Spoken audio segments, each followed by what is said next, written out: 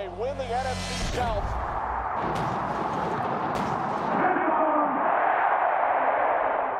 Bucs versus Falcons. It's division time. Let's go. Happy October, ladies and gentlemen. You see we're rocking the Tampa Bay Buccaneers Freddy Krueger shirt.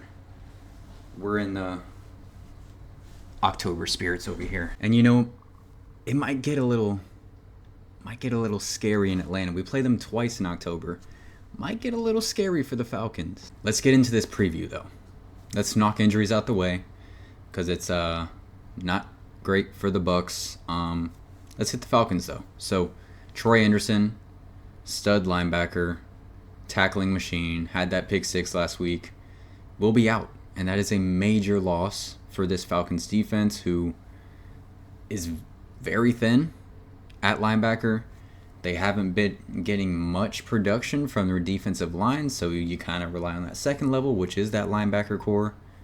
And if that's not working, then, you know, you're relying on safeties at that point, which, you know, they're pretty secure there. But that second level is looking very thin for the Atlanta Falcons. For the Tampa Bay Buccaneers, a lot of names we've already known and already have seen multiple times throughout the season.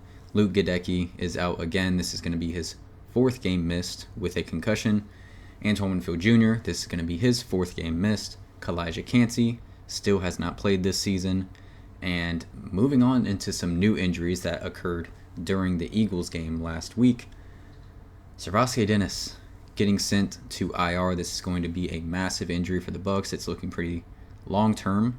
You know, if you go on IR, you're guaranteed to miss 4 games, but it's looking like it's going to be a lot more than 4 games for Servassier Dennis. And that's unfortunate because of how good he was playing to start the year, splitting time with KJ Britt, the run stuffer, Servassier Dennis, the pass coverage guy, really fast, sideline to sideline. Splitting time with KJ Britt, he still had the 5th most tackles on the team. It's a big loss. Jalen McMillan, wide receiver 3, will miss his 2nd game in a row with that hamstring. And then Trey Palmer got a concussion against the Philadelphia Eagles, so that's wide receiver 4 also out this game. So Mike Evans, Chris Godwin, but then you're missing wide receiver 3 and wide receiver 4. As we get further into this review, we'll talk a little bit more about that, but let's start with the matchups. The Falcons offense versus the Buccaneers defense. If you saw my last video, you know how I feel about this Falcons offense. Very underwhelming, very overhyped. Just so I can, you know, say I'm not just looking at the scores and saying like they're not putting up much points. Well, it's much deeper than that.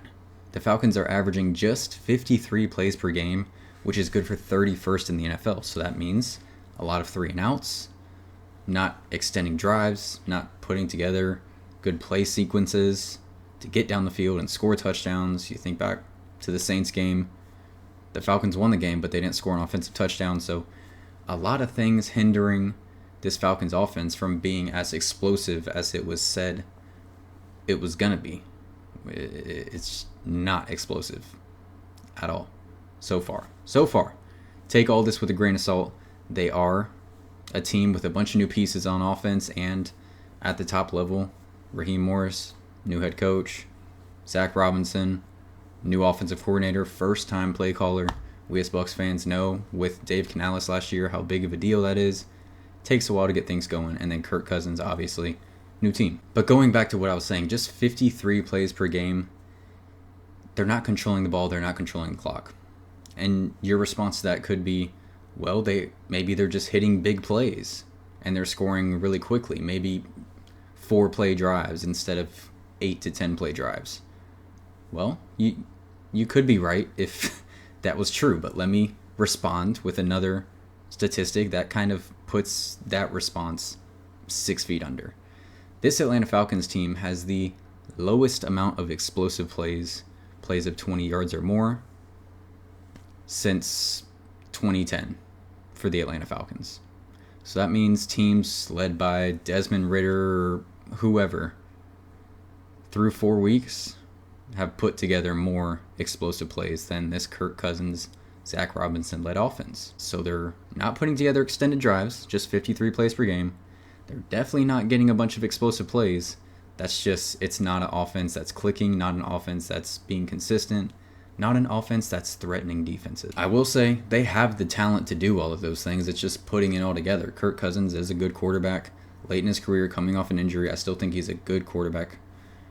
And he has options to throw to. He has Drake London, big receiver out wide. He has Darnell Mooney, a receiver that can take you over the top really fast. Good offensive line in front of him. They've dealt with some injuries. Their center is out on IR. Their right tackle was questionable, but looks like he's good to go. Behind him is all the help he needs. Bijan Robinson and Tyler Algier, one of the best combos in the NFL. Kyle Pitts, if we want to throw Kyle Pitts in there, they're just so inconsistent. So inconsistent. I feel like year after year, we're like, this is the year Kyle Pitts. He's going to put it all together. Top 5 tight end in the NFL. It's just not happening for whatever reason, whether it's just not drawing plays up for him or whether it's him, the player himself, just not putting it out there on the field. I don't know what it is, but the inconsistency, even in the division, I'm looking at Kyle Pitts as a player and I'm like, that's frustrating. But I think this is a game where we could see some Kyle Pitts and just giving the Falcons, saying where I think they can take advantage of the Buccaneers. Going back to Savassi Dennis being out, that pass coverage linebacker, well, they got some short game options that can really test KJ Britt. We know Levante David's going to do his job, but it's an NFL offense. They know who to target on these routes. They're going to force KJ Britt in situations where he's going to have to cover Bijan Robinson in coverage. It's on paper, it's a mismatch. KJ Britt, he's going to have to step up big time. Not just this game, but throughout the season, because people are going to target that. He was a new starter into the league last season, so teams maybe didn't know too much about his game. But he's put on plenty of tape now, and very good run stuffer, but the pass coverage has not been... It's players have styles. I don't want to put down KJ Britt. Players have styles. KJ Britt is a run-stuffing linebacker. Savassi Dennis, known to be more of that pass coverage linebacker. That's just the way it is. So teams are going to take advantage of that or try to take advantage of it, and it's up to KJ Britt to shut all that down. So keep an eye on Bijan Robinson going on KJ Britt, running a choice route. He can either choose an out, seam, slant, whatever it is he wants to do. Up to KJ Britt to stop that. Kyle Pitts on KJ Britt. What's he going to do? That's a 6'5" guy, runs really quick. How do they stop that? It's a part of the Falcons offense to watch, which, as I said, it hasn't been nice and just flowing real well like a beautiful river or stream or creek. It's been rocky. I will say game planning for a Todd Bowles defense is extremely difficult on a Thursday, a short week. All of the packages, the different fronts, the blitzes that Todd Bowles brings, it's a lot to pack into a 3-day week. So that is one advantage I think the Bucs are going to have. And then on top of that, I want to see how this pass rush looks coming off a big week last week, 6 sacks against the Philadelphia Eagles. How do they go up against this Atlanta Falcons offensive line, who has been pretty solid in protecting, actually very solid, I'll give them that, in protecting Kirk Cousins. Just 4 sacks allowed the entire season. That's a great number there. Kirk Cousins, we know what he is. He is a traffic cone. Hike the ball, and he's sitting. They're not calling play action. They're not calling rollouts, bootlegs, any of that. It's just gets the ball, you know where he's going to stand. And that's an opportunity for this Bucs team, this Bucs pass rush, if they're not switching it up and doing play action and calling rollouts, anything like that. You know what part of the pocket you got to hone in on. Yaya Diaby, Joe, you're going right to the middle. Right to the middle. And he's not going to be able to break this, cut that way, roll out, throw it downfield. That's just not what Kirk Cousins is at this point. If he's about to get sacked, he's throwing it in the dirt, playing it safe, move on to the next down. He's a veteran. He's smart, very smart. I'll give him that. And he knows what he needs to do to protect himself and protect the offense from turnovers. Now flipping sides. Bucs offense versus Falcons defense. The Falcons have a solid defense, and the Bucs are going to have to play their cards right. There are ways to take advantage of this Falcons defense, despite what they've done so far this season. Looks good. And this Falcons defense, they've done it against some pretty good competition. When you look at the Chiefs put up 24 on them. Some questionable calls throughout that game, but it is what it is. That's what happens when you play the Chiefs. The Bucs are going to have to deal with it this season as well. But it is a solid defense.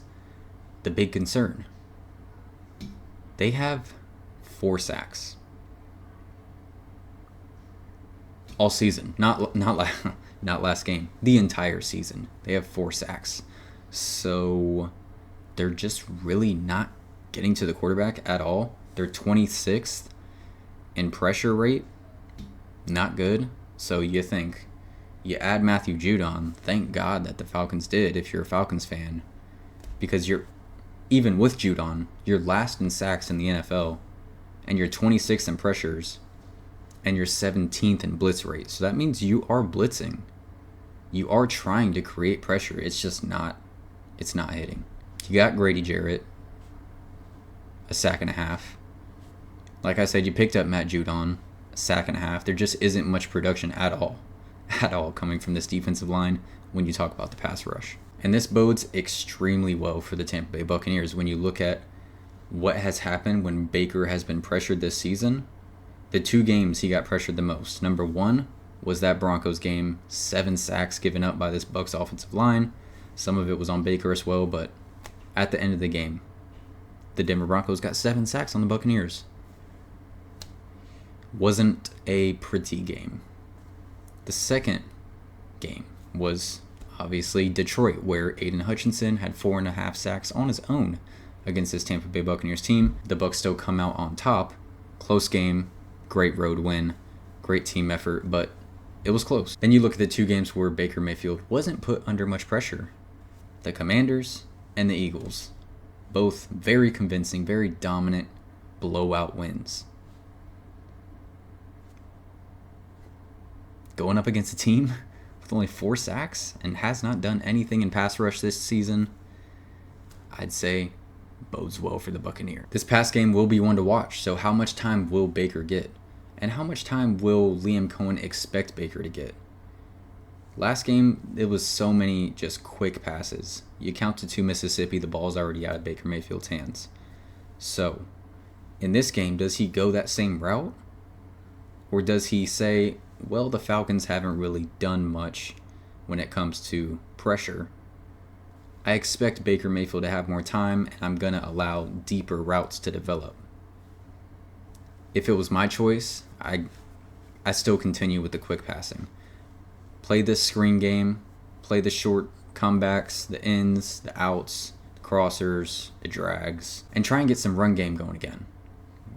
Build off that momentum from last week. Bucky had a great game. Rashad White had a great game. This Falcons defensive line, it's not as bad against the run as it is against the pass, but it isn't top tier. You can run on the Atlanta Falcons for sure. So why I'm saying this is their secondary is very good. It's a very good secondary. Outside, AJ Terrell, Mike Hughes. Back in, best safety duo in the NFL, Jesse Bates, Justin Simmons. 2 ball hawks. So you want to force them closer to the box and just make them respect the run. Make them respect the screen game. Make them respect the short passes. And then guess what? You get one deep. AJ Terrell and Mike Evans, we're taking Mike all day. So when you look at it, Bucs are missing wide receiver 3, Jalen McMillan, wide receiver 4, Trey Palmer. It's going to be a heavy day for the Bucs' 2 top guys. What will be the Falcons' game plan in shutting that down? Usually, you can't shut down both. So who are they going to choose? Are they going to choose Mike Evans? Chris Godwin has had a great history against the Atlanta Falcons. I'm perfectly fine with that. So if we start this game and we see that the secondary's backed off a little bit, respecting Mike Evans deep, respecting Sterling Shepard, who is a deep ball guy, force them to come up. Make them respect the run, respect the screen, respect the short pass. As they get closer and closer into that box, I'd love to see a deep pass. I'd love to see one. The Bucs really haven't put much pressure deep on any team this year, honestly. It's not really Liam Cohen's game. It's more control the clock, third and manageable, keep moving the ball down the field, similar to Zach Robinson. It's been the same scenario for them as well, not pushing the ball very far deep. I think that is going to be the best option, in my opinion, for this offense to stay successful over the long haul during this game. All the connections between the coaching staff makes this real interesting, because you think Raheem Morris, defensive coordinator of the Rams, Liam Cohen, obviously, from the McVay tree, Zach Robinson from the McVay tree. All these guys know each other, and all these guys know what each other likes to do. So, something to note. Raheem Morris knows what Liam Cohen likes to do. Obviously, Liam Cohen knows that Raheem Morris knows what he likes to do. So, he's going to switch things up. He's going to throw some, eye candy out here, make him think this, make him think that, switch things up. It's all mind games. All right, prediction time. The Falcons have had all one-score games this season, just keeping it close, staying in the game all the way up into the end. So I'm going to say that it stays that way. But I do like the matchup where the Atlanta Falcons just isn't getting a pass rush consistently so far this season at all. Once again, 4 sacks through 4 games. We have evidence of what this offense has done when the other team does not get pressure on Baker Mayfield. We have proof. Things can change, obviously, but I'm going to believe what I've seen so far. And I believe in this Falcons defense more than I believe in the Falcons offense.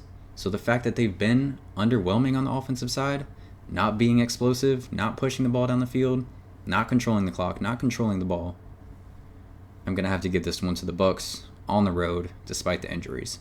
27-23, close game. Bucs come out on top. Similar score, similar game to how it happened last year in Atlanta. Baker Mayfield, game-winning touchdown. Close it out and bring the boys home with the division win. This is the Bucs' first primetime game this season, Thursday night. Not the first primetime game for the Atlanta Falcons, who, like I said, were very much hyped up throughout the entire offseason, so they got primetime here, primetime there, primetime here. It is what it is. It is what it is. Let's go out there and show them, boys. Leave your comments down below. What is your score prediction? Please like and subscribe if you have not already. Go Bucs. Y'all have a blessed one.